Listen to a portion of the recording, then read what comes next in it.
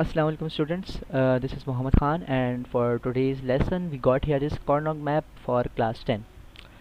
To start with, here's the introduction to Karnaugh map. It is a visual method used to simplify Boolean algebraic expressions and Boolean functions. First of all, we got here is a very basic two variable Karnaugh map, and इसके लिए हमने क्या करना है, सबसे पहले तो हमारे पास एक बूलियन फंक्शन आ गया है जो है fx is equal to a inverse b plus A B inverse plus A B. तो हमने, क्योंकि ये एक दो वेरिएबल का फंक्शन है, तो हमने इसके लिए एक स्ट्रक्चर ड्रॉ करना है, मैप ड्रॉ करना है। मैप ड्रॉ करने के लिए हमने ये स्ट्रक्चर ड्रॉ किया। अब इस स्ट्रक्चर में हमने बी इनवर्स बी इस तरह लिखा है टॉप पर, और कॉलम में हमने ए इनवर्स ए लिखा है। ये पोजीशंस जो हैं आपने वेरिएबल्स की ये रट लेनी है, ठीक है। ये क्योंकि पोजीशंस मैटर करती हैं इसमें, तो आपने ये रट लेनी है। और 2 to the power 2 is equal to 4, 2 variable का है ये, तो हमारे पास 4 पॉसिबल कॉम्बिनेशन इसकी बन सकती हैं जो हमने बनाई हुई है। अब हमने क्या करना है, स्ट्रक्चर ड्रॉ करने के बाद ये जो ग्रीन में आप देख रहे हैं, ग्रीन सेल्स में, यहाँ पे हमने इनकी कॉरस्पॉन्डिंग वैल्यूज़ लिखी हुई हैं। जैसे A inverse multiply by B inverse यहाँ इस सेल पे आ रहा था, तो हमने इसकी कॉरस्पॉन्डिंग वैल्यूज़ यहाँ पे लिख दी हैं। इस सेल में ए इनवर्स और बी आ रहा था हमारे पास, तो हमने यहाँ पे वो लिख दिया है। इसी तरह इन दो सेल्स में भी like this A multiply by B inverse, ये है, यहाँ पे हमने ये लिख दिया, यहाँ पे भी कॉरस्पॉन्डिंग वैल्यूज़ लिख दी हमने। फिर हमने क्या करना है, इस पर मैपिंग करनी है, इनकी इस फंक्शन की मैपिंग करनी है। मैपिंग किस तरह करते हैं, जो टर्म्स हमारे पास फंक्शन में अवेलेबल हैं, for example A inverse multiply by B, हमने वो पोजीशन लोकेट करनी है अपने मैप पर। For example A inverse B is equal to, इस पोजीशन पे आ रहा है ए इनवर्स बी, यहाँ पे भी आ रहा है और ये हमारे पास फंक्शन में भी मौजूद है। तो हमने इसकी इस ए इनवर्स बी की जगह पर हम लगा देंगे 1 लिख देंगे, ठीक है। फिर यहाँ पर हमारे पास दूसरी क्या है, A multiply by B inverse. A multiply by B inverse कहाँ आ रहा है, हमारे पास यहाँ आ रहा है, तो हमने इस वाली कॉरस्पॉन्डिंग जगह पर यहाँ पे हमने 1 लिख दिया। इसी तरह ए बी हमारे पास यहाँ आ रहा था, तो हमने यहाँ पे भी 1 लिख दिया। जो टर्म हमारे पास अवेलेबल नहीं है, जैसे A inverse multiply by B inverse, ये हमारे पूरे फंक्शन में कहीं नहीं है, तो हमने उसकी जगह 0 लगा दिया, और वो एक अनलाइक टर्म हो गई, इसे हमें चाहिए ही नहीं। इसकी जगह अगर आप 0 की जगह अगर आप कुछ ना भी लिखें तो चलेगा, इसमें कोई मसला नहीं है। अब नेक्स्ट चीज़ जो आती है वो हमारे पास आती है पेयरिंग की। ये जो आप येलो बॉक्सेस देख रहे हैं जिससे मैंने इनको पेयर बना दिया है, ये पेयर्स बनाने के लिए आपको ये पास दो रूल्स हैं, और वो रूल्स पिछली स्लाइड में लिखे हुए थे, सॉरी। सबसे पहले रूल्स में ये आता है कि जो ग्रुप्स है ना, जो हमने पेयर्स बनाने, फॉर एग्जांपल ये दो वंस को मैंने पेयर किया हुआ है, तो मैं इनको वर्टिकल पेयर कर सकता हूँ, मैं इनको हॉरिजॉन्टल पेयर कर सकता हूँ, मैं इनको वर्टिकल पेयर कर सकता हूँ। लेकिन मैं इनको डायगनल पेयरिंग अलाउड नहीं है। ये डायगनल अगर मैं पेयर करना चाहूँ तो नहीं कर सकता, क्योंकि ये अलाउड नहीं है, ये अगेंस्ट द रूल्स है। सो हमने इसकी पेयर्स बना लिए, और ये ओवरलैप भी कर सकता है, overlapping is allowed. For example यहाँ पर एक दफ़ा ये यूज़ हुआ था ये वाला 1, उसके बाद दूसरी दफ़ा भी हमने क्योंकि ये लाइक टर्म में आ रहा था, तो हमने इसकी पेयर बना सकते हैं, और ये ओवरलैप कर सकते हैं क्योंकि अलाउड है। आफ्टर दैट हमने जो पेयर्स बनाए हैं उनको हमने कॉलम में लिख देना है। For example here in this, जो हमने इन दो वंस को हमने जो पेयर किया है, तो इस वन में जो हमारे पास टर्म आ रही थी वो ए मल्टीप्लाई बाय बी इनवर्स आ रही थी। ए मल्टीप्लाई बाय बी इनवर्स हमने इस कॉलम में, इस सेल में लिखा। इसके नीचे फिर हमने लिख दिया यहाँ पे जो जिसके साथ हमने इसे पेयर किया है ए बी हमने लिख दिया। Same goes for the second pair. इस जो हमारे पास सेल में आ रही थी वो आ रही थी A inverse multiply by B, हमने यहाँ पे लिख दिया। फिर आ रहा था हमारे पास जो इसके साथ पेयर किया हुआ है ए बी, हमने ए बी यहाँ पे लिख दिया।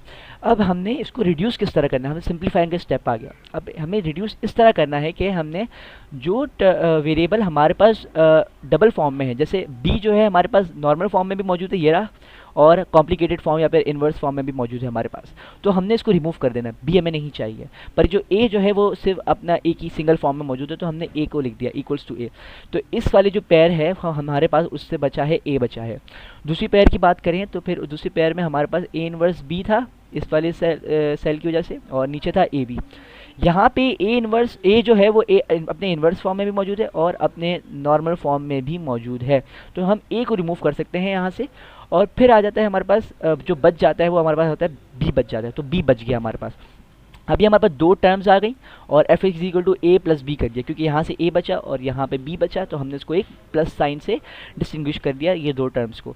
तो हमारा वाला हमारे पास ये सिंप्लीफाइड हो चुका है। अब नेक्स्ट चीज़ जो है ये ज़रा कॉम्प्लिकेटेड है, और पर फिर भी इजी करके समझाने की कोशिश करूँगा आप लोगों को। 3 वेरिएबल्स के लिए कार्नोग मैप। अब हमारे पास इसी तरह यहाँ पे भी एक बुलियन फंक्शन मौजूद है। अब ये 3 वेरिएबल्स पर है तो हमारे पास का जाहिर सी बात स्ट्रक्चर थोड़ा बड़ा बनेगा, 8 पॉसिबल कॉम्बिनेशन हमारे पास बन सकती हैं। अब इसका स्ट्रक्चर भी आपने याद रख लेना है, जैसे बी इनवर्स बी और यहाँ पे B B, A inverse A, C inverse C C, C inverse, ये स्ट्रक्चर आपने याद कर लेना है। इट मैटर्स अलॉट, इसकी पोजीशन आपने रट लेनी है। उसके बाद वही चीज़ करनी है सेम जो हमने 2 वेरिएबल्स में किया था, हमने इनकी कॉरेस्पॉन्डिंग वैल्यूज़ लिख देनी है, A inverse B inverse C inverse, क्योंकि यहाँ पर वही बन रही थी। उसके बाद यहाँ पे भी इसी तरह हमने ए इनवर्स बी इनवर्स सी, ये सारे सेल्स में हमने इसी तरह इनकी कॉरेस्पॉन्डिंग वैल्यूज़ लिख देनी है। नेक्स्ट थिंग हमने सेम चीज़ करनी है, मैपिंग करनी है। मैपिंग किस तरह करनी है, हमारे पास एफ एक्स जो है उसमें हमारे पास क्या कहते हैं, जो हमारे पास फंक्शन में हमारे पास जो टर्म्स दी हुई हैं उनको हमने मैप पे लोकेट करना है। For example A inverse B inverse C, A inverse B inverse C हमारे पास इस सेल में मौजूद है, हमने इसकी कॉरेस्पॉन्डिंग वैल्यू ली और इसकी जगह पे लिख दिया हमने 1 लिख दिया, ठीक है। इसी तरह हमने A inverse B normal and C inverse, तो A inverse B normal C inverse यहाँ पे लोकेट हो रहा है, हमने इसकी जगह पर 1 लिख दिया। इसी तरह हमने ये सारी जो 1 2 3 4 5 पाँचों हमारे पास जो टर्म्स हैं हमने उनको मैप पे लोकेट किया और वहाँ पे उन हर जगह पे 1 लगा दिया। उसके बाद हमने इनकी मैपिंग की हुई है। मैपिंग किस तरह की है हमने, अब ये चीज़ याद रखना, अगर आपके पास बड़ा ब्लॉक बन रहा है, बड़ा ब्लॉक फॉर एग्जांपल यहाँ पे 4 वाला एक बड़ा ब्लॉक बन रहा था, तो मैंने 4 वाला ब्लॉक बनाएंगे हम, 2 2 वाले 2 की जगह हम एक 4 वाला बड़ा ब्लॉक बनाएंगे, वो प्रायोरिटाइज होता है। इसी तरह यहाँ पर एक 1 अकेला बच रहा था, लेकिन यहाँ पर इसकी पैर बन सकती थी और ओवरलैपिंग अलाउड है, तो इसलिए हमने इसको ओवरलैप कर दिया, ठीक है। इसी तरह जैसे 4 का 1 बन गया और 2 का 1 बन गया, तो हमारे पास ये 2 पेयर्स हमारे पास टोटल आई हैं, ओके। उसके बाद हमने इसको रिड्यूस करना है, वही सेम स्टेप है हमारे पास, हमने इस 4 वाले पेयर को पहले लेंगे और उसको उनकी हर एक टर्म को हम एक कॉलम में लिख देंगे इस तरह। For example from this this cell we got here is A inverse B inverse multiply by C, A inverse B inverse multiply by C, and फिर हमने लिखा है A inverse B and C normal from this cell. So इसकी तरह हमने चारों cell में लिखा। अब इसमें भी यही चीज़ सेम चीज़ चेक करेंगे हम कि हमारे पास जो नॉर्मल फॉर्म और कॉम्प्लिकेटेड फॉर्म दोनों में मौजूद है, हम उसे रिमूव कर देंगे। जैसे ए हमारे पास नॉर्मल में भी है, ये रहा, और कॉम्प्लिकेटेड में भी है, हम इसे हटा देंगे। बी भी हमारे पास कॉम्प्लिकेटेड और नॉर्मल दोनों में है, तो हम इसको भी रिमूव कर देंगे।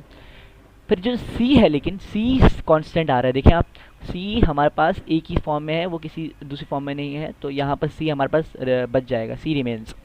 For next pairing, for the second pair हमारे पास 2 पेयर्स बन रही थी, A inverse multiply by B and C normal, A inverse multiply by B and C normal.